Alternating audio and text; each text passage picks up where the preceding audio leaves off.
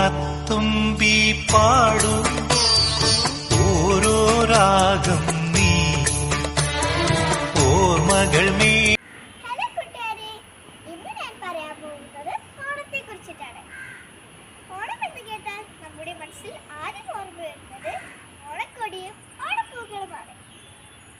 ഓണപ്പൂക്കളിൽ ഏറ്റവും പ്രധാനപ്പെട്ട പൂവാണ് തുമ്പപ്പൂവ്. തുമ്പയും തുമ്പിത്തുള്ളലും ഇന്ന് മുത്തശ്ശിക്കഥയായി മാറിയിരിക്കുന്നു.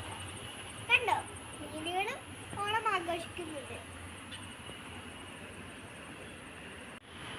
അസുര രാജാവായ മഹാബലി തന്റെ പ്രജകളെ കാണാൻ വരുന്നതാണ് ഓണത്തിന്റെ ഐതിഹ്യം.